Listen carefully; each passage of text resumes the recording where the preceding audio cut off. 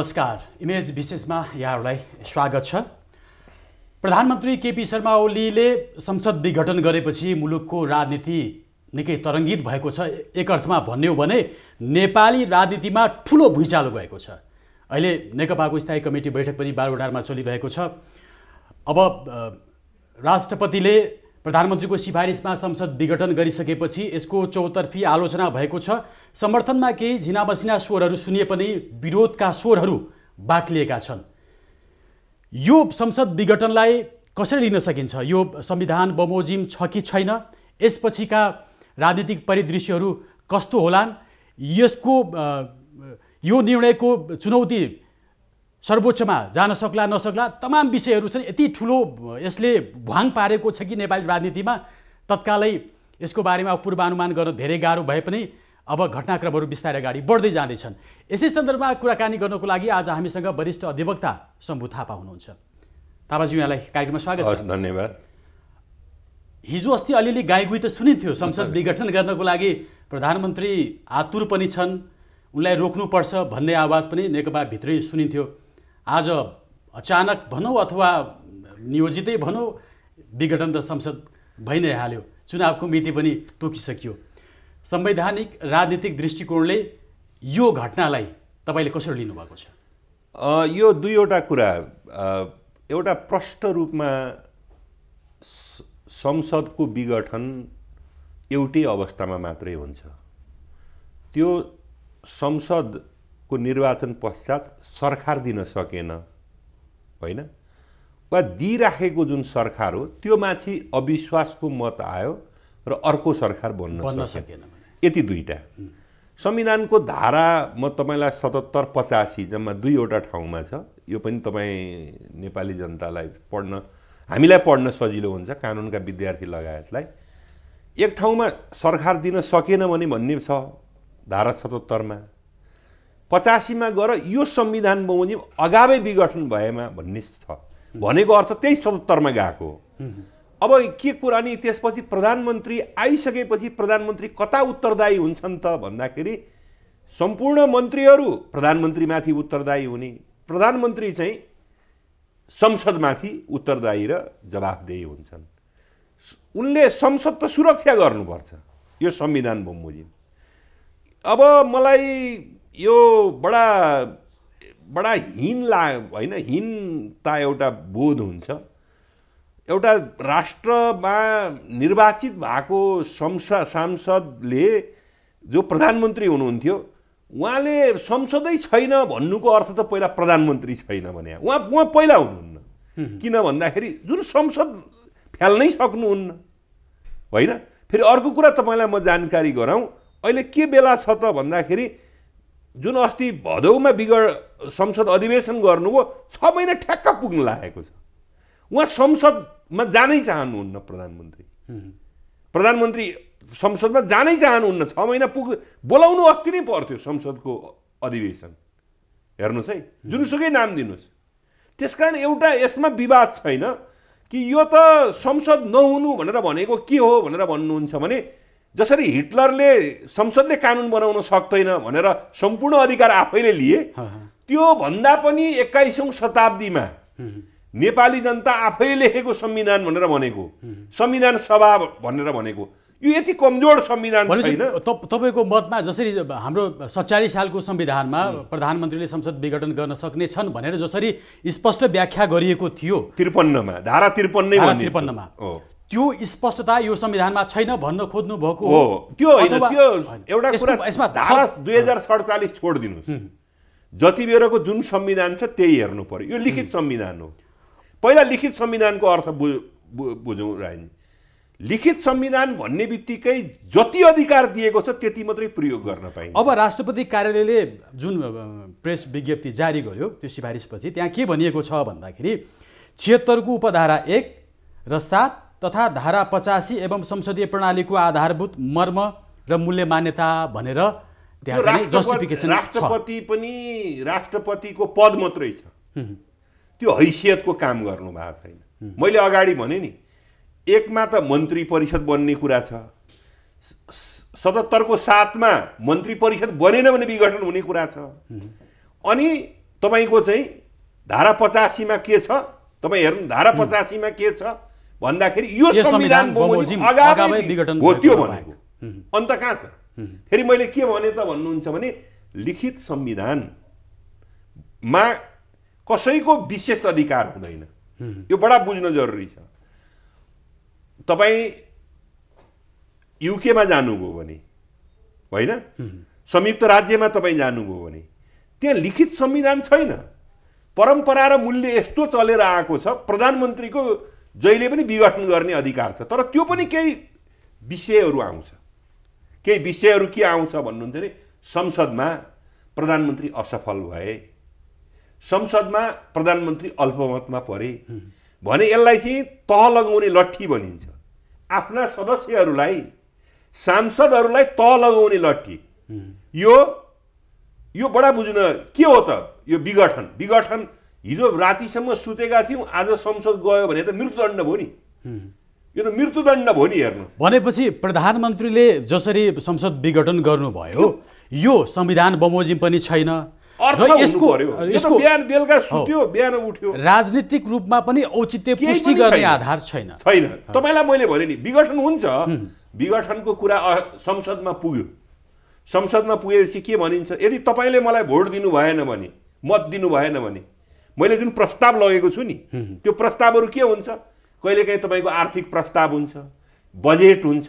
त्यति बेर होइन यो बजेट ठिक छैन भन्ने लाग्यो सदस्यहरूलाई। विकल्पमा जानु भने त यदि यो बजेट पास भएन, यो नीति तथा कार्यक्रम पास भएन भने मसँग के लट्ठी छ? विघटनको लट्ठी छ, तपाईँहरूलाई तह लगाउने लट्ठी छ। म यही तपाईँको चाहिँ बजेट लिएर, म यही तपाईँको चाहिँ के भनेदेखि चाहिँ राजनीतिक कार्यक्रम लिएर म जनता समक्ष जान्छु। तपाईँहरूले भोट दिनु भएन भनेदेखि म यसैलाई लिएर मैले लिएर गएको थिएँ। म बहुमतको चाहिँ के भनेदेखि चाहिँ प्रधानमन्त्री थिएँ, मेरा कुरा पास भएन, अर्को प्रधानमन्त्री पनि आएर मलाई अविश्वासको प्रस्तावबाट पनि ननिकालेको हुनाले भनेको भए एउटा काहीँ केही एउटा अर्थ नि त्यो पनि झिनो भनेपछि अब एकदम हाम्रो दर्शकहरूलाई बुझ्ने भाषामा हाम्रो संविधानले ठ्याक्कै संसद विघटनको बारेमा भनेको कुरा के? संसद विघटनको बारेमा भनेको प्रधानमन्त्री नियुक्ति हुन सकेन भने मात्रै विघटन हुन्छ। अविश्वासको प्रस्ताव गयो, अविश्वास भयो प्रधानमन्त्री, तर अर्को प्रधानमन्त्री दिन सकेन भने मात्रै विघटन हुन्छ। त्योदेखि बाहेक अर्को ठाउँ छैन। राष्ट्रपतिले भयभरको नेपालको संविधान सबै टिप्नुस् न। अब हाम्रो यहाँ अर्को प्रधानमन्त्री हुन्छ हुँदैन भन्नेको त परीक्षण गर्न बाँकी छैन। मैले भने त 6 महिनाभित्र संसद राख्नुपर्ने। प्रधानमन्त्रीलाई संसदको अनुहारै हेर्न मन लागेन, त्यसकारण विघटन गर्नु भएको छ। त्यसकारण यो संसद बमोजिमको अब उहाँ प्रधानमन्त्री रहनु भएन। यो संसद म त विघटनै मान्दिनँ। मान्दै राष्ट्रपति भनेर हुन्छ र प्रधानमन्त्रीले भनेर हुन्छ र? त्यो प्रधानमन्त्री के आदेश दिनलाई हो र? अहिले तपाईँको चाहिँ के भनेदेखि चाहिँ त्यो 1903 सालमा कोत पर्व गरे जस्तो हो र यो। अहिले त 2000 प्रधानमन्त्रीले गरेको सिफारिसलाई राष्ट्रपतिले के रोक्न सक्ने सम्भावना के रहन्थ्यो? होइन, राष्ट्रपतिले रोक्न सक्ने कि राष्ट्रपतिलाई प्रधानमन्त्रीले लिएर आएको सिफारिस विघटनको ऊ अन्त गर्ने अधिकारै छैन। के निकाल्नु भयो उहाँले? तपाईँ मलाई देखाउनुहोस् त। मलाई देखाउनुहोस् कि राष्ट्रपतिले प्रधानमन्त्री भइरहेको बेलामा बिहान लिएर गएर यो विघटनको मैले चाहिँ के भनेदेखि स्वीकृति दिए कुन धारा बमोजिम गरे उहाँले? उहाँलाई अहिलेको बेलामा कुन चाहिँ धारा बमोजिम गर्नुभयो? त्यो त फेरि पनि म भन्छु, तपाईँले 77 पढ्नुभयो भने के देखिन्छ? जति लेखेको छ यो लिखित संविधान हो। यहाँ मान्छेले अघि फेरि भने नि मैले संयुक्त राज्यको कुरा गर्छन्, फिलिपिन्सको कुरा गर्लान्, तर हाम्रो जुन देशमा जुन संविधान छ त्यसैको कुरा गर। यो लामो कुरै छैन। हेर्नुहोस्, यो त टाट उल्टेको मान्छेले मात्रै यो विघटन स्वीकार योग्य छ टाट उल्टेको दिमागमा टाट उल्टिनु पर्यो। त्यो प्रधानमन्त्रीको पदमा, राष्ट्रपतिको पदमा मलाई म त केही पनि पाउँदिनँ नि। हेर्नुहोस्, न यो संविधान लेख्नुभन्दा अगाडि न पछाडि कुनै पदमा त म छुइनँ। न म भोलि म कुनै पद खाने हुँ। हेर्नुहोस्, न मलाई संसद सदस्य आउने हो, न म मन्त्री हुने हो, न म प्रधानमन्त्री हुने हुँ। हेर्नुहोस्, फेरि भइराखेकाले राम्रा गरेका छन् भन्ने प्रश्न पनि होइन। तर तपाईँ र मेरो के प्रश्न आउने भयो त भन्नुहुन्छ भने यो लिखित जुन संविधान हो यो संविधान नै धाराशाही भयो भने तपाईँ र मेरा सम्पूर्ण अधिकारहरू धाराशायी हुने भयो भन्ने प्रश्न भयो। यसमा कोही कसैले आएर राष्ट्रपतिले कसरी चाहिँ गर्नुहुन्छ, राष्ट्रपतिले विज्ञप्ति निकालिदिनु भयो। मान्छेको विवेकहरू केही पनि छैन, नेपाली जनता कोही पनि छैनन्। यो के यो संविधान सभा खुरुक्कसँगले दुईजनाले ल्याएको हो र? लोग्ने स्वास्नीको बिचमा त विमर्श हुन्छ। यो त कस्तो राष्ट्रपति र कस्तो प्रधानमन्त्री हुनुहुन्छ? मलाई बडा दुःख लागेको छ। राष्ट्रपति जस्तोलाई विवादमा ल्याउनु भयो, के हो यस्तो प्रस्ताव गएको छ? हेर्नुहोस्, यस्तो प्रस्ताव गएको छ। यस्तो प्रस्तावको सम्बन्धमा राजाले त कति दिन राखेर छलफल गराएका थिए गिरिजा प्रसाद कोइरालाको संसद विघटनको उसमा, मनमोहनको विघटनको क्रममा। शेरबहादुरजीले त रातमा गर्नुभएको। यो त दिनमा बिना अधिकार। हेर्नुहोस् है, कोभिड अरे फेरि मान्छे जम्मा हुन पाउँदैन अरे प्रधानमन्त्रीले भने होइन? प्रधानमन्त्रीले भने होइन हामीलाई कि जम्मा हुन पाउ? के त्यहाँ त कुरा हुन्छ भने यो कस्तो खालको प्रधानमन्त्री र राष्ट्रपति हुनुहुन्छ? अचम्म छ। हेर्नुहोस्, म भोलि के हुन्छ कसो हुन्छ छोड्नुहोस्, व्यक्ति के हुन्छ कसो हुन्छ त्यो कुरा छोडिदिनु। अब यो भोलि कारबाही भयो भने उनीहरूलाई, हुन त यहाँको राजनीतिज्ञले गर्दैन, भोलि तुरुन्तै मिल्छन् यिनीहरू। हेर्नुहोस्, यस्ता खालका छन् यिनीहरू, तुरुन्तै काले काले मिलेर खाउँ भाले भनेर फेरि मिलिहाल्छ। त्यो अब अलिकति भोलिको दिनको कुरा अब यो विषय त अदालतमा पक्कै पनि प्रवेश गर्ने सम्भावना। अदालतमा जाला नजाला सदनै बस्दियो भने के गर्नु? त्यहाँ गयो भने के गर्ने? होइन, सदनै बस्दियो। त्यहाँ कस्तो खालको चाहिँ नि अब अदालतमा गजाउँदाखेरि म यही विचार राख्ने हुँ। धेरै त्यहाँ ठेली, अब धेरै होइन, म तपाईँको अदालत हो भनेर बहस गर्ने हो, होइन अदालतको न्यायिक मान्यता छ भनेर। तर मेरो कन्भिक्सन परिवर्तन हुँदैन। अदालतले भनिदियो त्यस कारणले तपाईँ को हो र भन्ने मेरो मेरो मेरो विश्वास, मैले संविधानलाई जसरी बुझेको छु नि, अदालतले भनिदिएछ।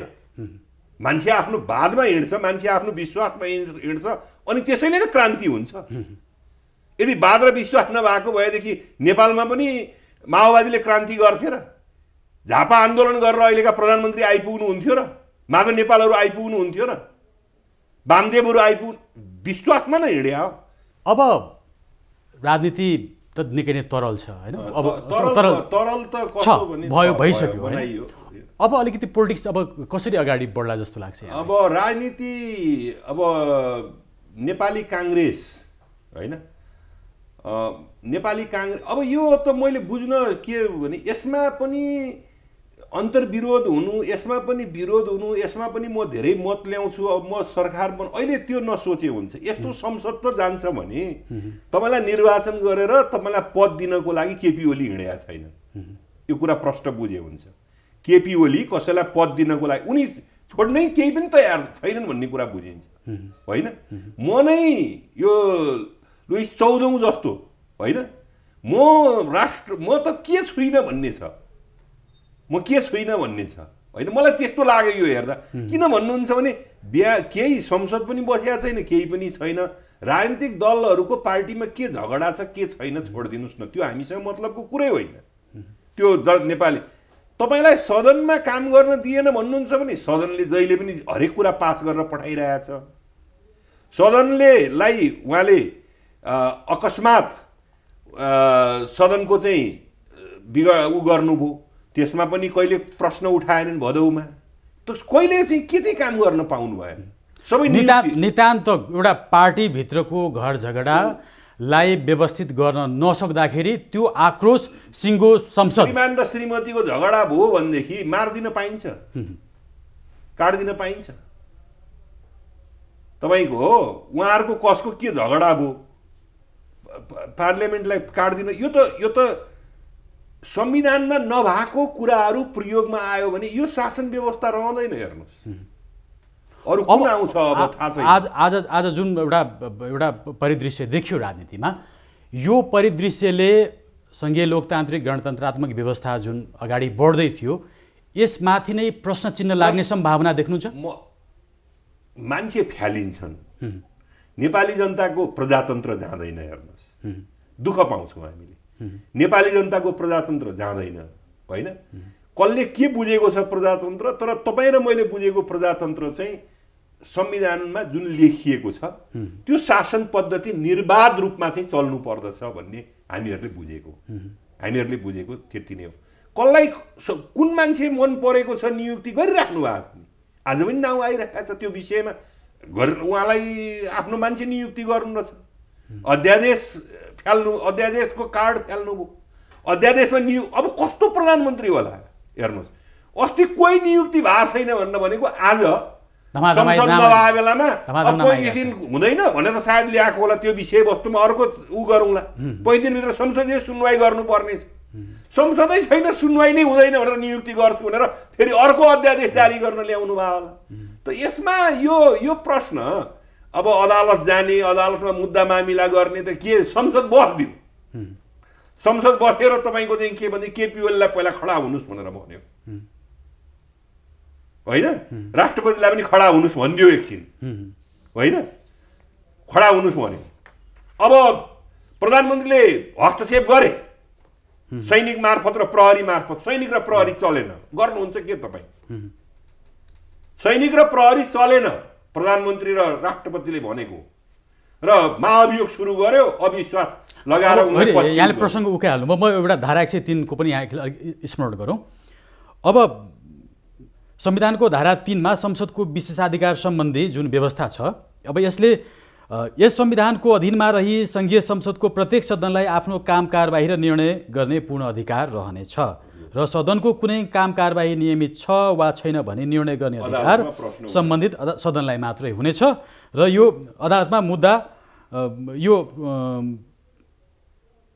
सभामुखले संविधानमा उल्लेखित विशेषाधिकार प्रयोग गर्न सक्ने वा नसक्ने, कुन अवस्थामा सक्ने, यो भन्ने चाहिँ यो 103 मा छ। यो अब यो धारा आकर्षित गरेर त्यो अगाडि बढ्न सक्ने सम्भावना छ कि छैन? यो धारा होइन, यो धारा चाहिँ प्रयोग, यो धारा चाहिँ संसद भइराखेको बेलाको सांसदहरूले प्रयोग गर्ने, सांसद भइराखेको बेलामा उनीहरूलाई विशेषाधिकार, उनीहरूलाई नसमाउने, बोल्न पाउने, त्यो विरुद्ध मुद्दा मामिला नउठ्ने, यो त्यो यहाँ त संसदै छ कि छैन भन्ने प्रश्न उठ्यो, बुझ्नु भएन? अब यो होइन, संसद हरेक सबै संविधान बमोजिम प्रधानमन्त्रीले त संसद छैन भने, राष्ट्रपतिले पनि छैन भने, उनले भने बमोजिम हामी खोज्न जाने कि हाम्रो संसद छ त 5 वर्ष नपुगिकन हाम्रो संसद त जाँदैन भनेर भनेको छ, के भनेको छ त भनेर आफै बसे होइन? बस्यो भने के हुन्छ? बस्यो भने सम्भावना त्यो देख्नु छ तपाईँ? किन नदेख्नु? म तपाईँ बस्नुपर्छ भन्छु, त्यो बाटोमा दलहरू जाने, अनि किन नजानु? प्रजातन्त्रमा संविधान संसद जाँदैन भने प्रजातन्त्र जाँदैन। एउटाले आएर भन्यो कि यो संविधान मैले च्यातिदिएँ, संविधान छैन भनिदियो। हेर्नुहोस्, राष्ट्रपति र प्रधानमन्त्री मिलेर यो संविधान च्यातिदिउँ भनेर भने, छैन भनेर भने, छैन त, यो त्यस्तो कुरा हो। त्यो सम्भावना पनि देख्नुहुन्छ? म त हेर्नु, कानुनको म प्रत्यक्ष प्रश्न विद्यार्थी, कानुनको मात्रै विद्यार्थी। म धेरै संविधानको ठेली कतिले पल्टाएका होलान् होइन, बुझ्नुभयो? धेरै संविधानका ठेली पल्टाउने पनि आउन्।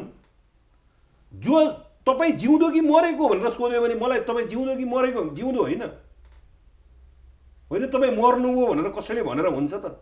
त्यो मरेको पनि त परिभाषा छ नि, ब्रेन डेथ हुनु पर्यो, ब्रेन नसकिउन्जेल हुनु, त्यसको संसद सकिँदैन 5 वर्ष नभइकन सरकार दिइरहेको अवस्थामा संसद नबसिकन संसद सकिँदैन।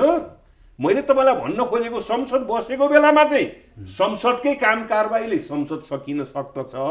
हेर्नुहोस् है, यसको मूल सिद्धान्त चाहिँ संसद बस्यो, संसदले प्रधानमन्त्रीलाई असफल बनाइदियो, प्रधानमन्त्रीलाई काम गर्नै दिएन, संसद जहिले पनि प्रतिकूलको अवस्थामा गयो होइन, अर्को प्रधानमन्त्री पनि दिने कुरा छैन, अविश्वासको प्रस्ताव पनि आउँदैन। त्यहाँ केही यस्ता कुराहरू हुनु पर्यो जो संसदैमा पुग्नु पर्यो। त्यसकारण यसको तपाईँले के मान्नु त?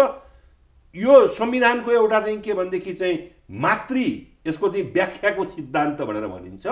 संसद त्यति बेला विघटन हुन सक्दछ संसदमै पुगेर संसदले म असफल भएँ, के को लागि असफल भएँ, मैले यो संविधान बमोजिम सरकार दिनलाई म असफल अब तपाईँले तर्क गरेका यी सबै कुराहरूको निरूपण अन्ततः अब सर्वोच्चले मात्रै गर्न सक्ने अवस्था रह्यो। होइन, मैले त गरिसकेँ होइन, म पनि अरूले पनि कानुनै उ गर्ने हो, मसँग अख्तियारी छैन। अब सडकमा होइन, मसँग अख्तियारी छैन। सडकमा नारा जुलुस होला, विरोध होला होइन, तर अन्ततः निरूपण गर्ने त अब यो सर्वोच्चमै हो, न्यायिक निकाय सर्वोच्च हुँदै हो, मान एकदम त्यो होइन भयङ्कर हो सर्वोच्च अदालत।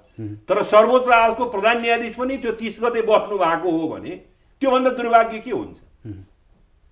अध्यादेश आउन पाएको छैन त्योभन्दा अगाडि त्यस एउटा पछाडि त्योभन्दा दुर्भाग्य के हुन्छ? मैले त्यहाँनिर मलाई ऊ लागिरहेको छ।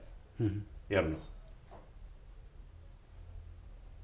तपाईँको 30 गते आएको अध्यादेशमा हत्तपत्त प्रधान न्यायाधीश जानुहुन्छ, मेरो आफ्नो विचार। मभन्दा त अब धेरै प्रधान न्यायाधीश होइन, कानुनको संविधानको कतिचोटि शपथ खाएको, न्यायाधीश हुँदा खाएको, पुण्यवान अदालतको न्यायाधीश हुँदा, सर्वोच्च अदालतको न्यायाधीश हुँदा, त्यसपछि सर्वोच्च अदालतको प्रधान न्यायाधीश। हामी त कहिले पनि शपथ नखाएको मान्छे। अब यो सबै घटनाहरूलाई हेर्दाखेरि अब एउटा ध्रुवीकरण हुने त प्रश्न देखियो होइन। यो ध्रुवीकरण राजनीति अगाडि बढ्दै जाँदाखेरि प्रधानमन्त्री केपी ओलीको पोजिसन कस्तो हुँदै जाला जस्तो लाग्छ? केपी ओलीजी हार्नुहुन्छ। केपी ओलीलाई सैन्य शक्तिले साथ दियो भने मात्रै बाँच्नुहुन्छ। उहाँसँग राजनीतिक दलहरूले साथ दिनु भनेर भनेको त्यसपछि तपाईँ र मैले राजनीतिक दल चाहिँदैन भन्ने हो। चाहिँदैन भने उहाँसँग यो यसको पछाडि पुलिस प्रशासनले थेक्छ भने यो मान्छे न हो केपी ओली। केपी ओलीलाई मत दिएर न त्यहाँ पठाएको, अरू जस्तै मत न पाएको हो एउटा क्षेत्रबाट। उहाँसँग अद्भुत शक्ति त केही छैन नि। भनेपछि तपाईँको अनुमानमा त अब यो घटनापछि अब सडक सङ्घर्ष चर्किँदै जान्छ, प्रहरीले थेक्न सक्दैन र त्यसपछि सेनाले यसो धाप मार्यो, टेको दियो भने टिक्यो होइन, अलिक बार टिक्यो। उहाँ मान्छेहरू जेल जान्छन्, मान्छेहरूले दुःख पाउँछन्। हामीभन्दा अगाडि पहिला राजनीति गर्ने पदमा पुगेकाले पाउनु पर्यो होइन। हामीले त संविधानमा जे छ कुनै रिसिभी लिने कुरा पनि भएन। हेर्नुहोस्, होइन भने उहाँको पछि लाग्ने भनेर भनेको मैले पनि त बहस गरेँ मान्छे। अब एकदमै छोटो, हामी कार्यक्रमको अन्तिममा छौँ, एकदम छोटो रूपमा आजको यो घटनापछि जस्तो केपी ओलीको उहाँ प्रधानमन्त्री भइसकेपछि उहाँको जुन एउटा उचाइ जसरी अगाडि बढिरहेको थियो त्यो सबै कुराहरू चाहिँ यो घटनापछि उहाँको राजनीतिक जीवनका त्याग सङ्घर्ष सबै कुराहरू र आजको घटनालाई हेर्दाखेरि अब उहाँलाई कसरी सम्झलान् मान्छेले को आदर्श भयङ्कर गफ गर्छ होइन, तर उसले कस्तो परिणाम ल्याउने काम गर्यो भनेर तपाईँले हेर्नु पर्यो। हिजो रेलको भयङ्कर गफ आयो होइन, पानी जहाजको भयङ्कर गफ आयो, तर यथार्थमा गरेको त नेपालको भूमिमा गरेका काम त यो हो नि। यो त मैले हेर्नुहोस्, मलाई के भनेदेखि उहाँसँग मेरो धेरै घनिष्ठ सम्बन्ध पनि थियो होइन। अहिले त धेरै हो मेरो उहाँसँग केही उ भएको छैन, वार्ता भएको छैन, वार्तालाप केही पनि भएको छैन। मलाई यो त विश्वास है, यो कस्तो फन्टुस कुरा गरेको होला। यो त केटाकेटीले गुच्चा खेल्दाखेरि गुच्चा साँच्चैको हुन्छ, गुच्चा साँच्चैको हुन्छ। गुच्चा खेल्छौँ नि हामी, तपाईँ हामी खेल्यौँ नि होइन केटाकेटीमा, अनि त्यहाँबाट एकचोटि हिर्काउने दुईचोटि हिर्काउने खेल्यौँ नि। यो त त्यस्तो केटाकेटीपन पनि होइन। यस्तो तपाईँको चाहिँ यतिचोटि अपरेसन गरेर जुङ्गादारी कालो भइसकेको मान्छेले त्यो संविधान उल्ट्याउ कसरी देख्नुभयो उहाँले? उहाँ आफै भन्नुहुन्छ नि, मेरो जुङ्गा कालो भयो, दारी कालो भयो, कपाल कालो भएर आयो, अहिले पछाडिको उहाँको स्वस्थता राम्रो स्वस्थ हुनुहोस्, तर यो संविधान उल्ट्याउ कसरी देख्नुभयो? यो संविधानमा देख्नुभयो कसरी? राष्ट्रपतिजीले राष्ट्रपति हुनुभयो, संविधान सबै मैले खाएँ, संविधान सबै मैले मात्रै बुझिरहेको छु भन्ने त होइन होला नि। राष्ट्रपतिका सल्लाहकार हुनुहुन्छ, प्रधानमन्त्रीका सल्लाहकार हुनुहुन्छ, मैले नै मात्रै बुझिरहेको छु, जनता त अरू पनि छन् नि, अभिमत व्यक्त गर्ने त अरू पनि छन् नि, आफ्ना दृष्टिकोणकोले बुझिरहेका छन् नि। बाधे जाए त्यो भन्छ नि, बोल्दै गर अनि कुरा गर्नु भएको भए हुन्थ्यो नि त, काम गर्नु भएको भए हुन्थ्यो नि। तर फेरि पनि राति सुतेको बिहान उठ्दा संसद छैन भनेर भन्दा के हो त? फेरि पनि म ती लान चाहन्छु, सदनले मात्रै, सदनमा पुगेर मात्रै तपाईँले संसदलाई समाप्तिको बाटोमा जान सक्नुहुन्छ। यसमा धेरै व्याख्या विवेचना त्यो धारा कसरी समाउनु भयो होइन। राष्ट्रपतिज्यूहरूलाई म धेरै मान्ने मान्छे हुँ, प्रधानमन्त्रीहरूलाई धेरै, तर यो क्रियापछि यो जुन आजको जुन परिणाम छ यो अर्थ न अर्थ तपाईँको चाहिँ के भनेदेखि गोविन्द गाई भने जस्तै जुन हाम्रो समय त खेर फ्यालिदिएको छ, यो खाली त्यो कुर्सी जुन छ त्यो कुर्सीको जुन मोह छ भयङ्कर। हस् थापाज्यू, हामीलाई समय दिनुभयो यसको लागि यहाँलाई धेरै धेरै हस्, तपाईँलाई पनि धेरै धेरै धन्यवाद। उहाँ हुनुहुन्थ्यो वरिष्ठ अधिवक्ता शम्भु थापा। संसद विघटन भइसकेपछिको राजनीतिक परिदृश्यको बारेमा हामीले चर्चा गऱ्यौँ। यसलाई बिदा दिनुहोस्, नमस्कार।